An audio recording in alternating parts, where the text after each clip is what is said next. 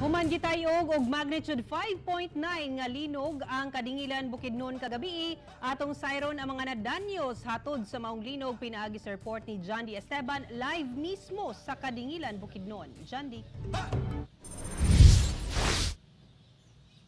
Yasara ubay-ubay ka mga balay gubang struktura ang nangaguba dihang miigo ang kusog nga linog kagabi. Ang Barangay Sibunga ang nagrabihan sa 5.9 magnitude nga linog sa Kadingilan, Bukidnon. Pag-abot namo sa Purok 1, misugat ang danyos nga gibilin sa kusog nga pagtayog. Ang mga balay nangabungkag.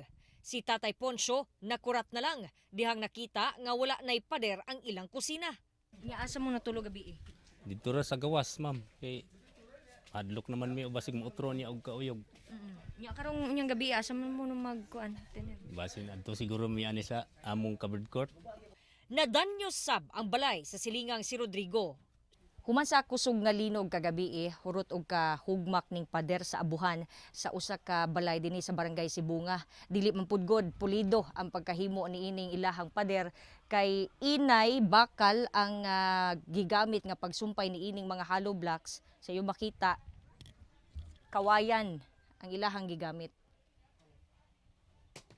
Marumagi untol. Perting kusuga.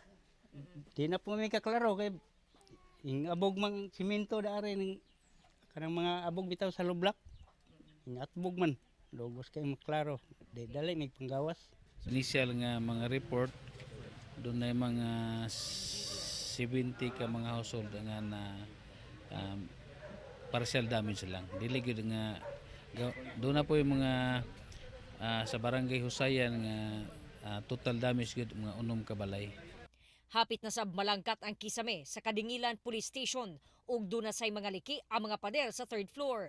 Ang legislative building gikordon na ug wala na gipasulod ang mga empleyado kay delikado na kining gamiton. Busa sa gawas na una sila nagpundo. Dili pa gyud nato matawag siya nga total damage tungod kay ipa-inspect pa namo sa atong taga DPWH ang mga engineer. Ang among municipal building wala ko mag-declare og walay trabaho tungod kay okay pa man siya.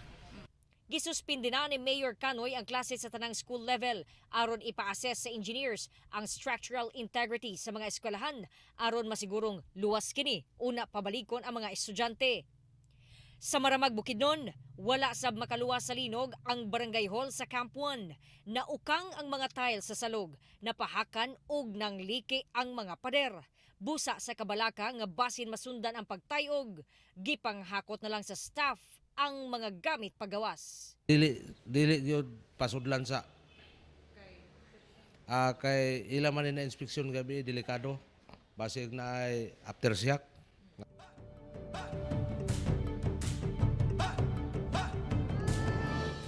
Base sa update sa damage assessment, miabot na sa kapin 150 ka mga balay ang nangaguba tungod sa pagtayog kagabi o gaduna na usab upat nga natala nga na-injured. Sara.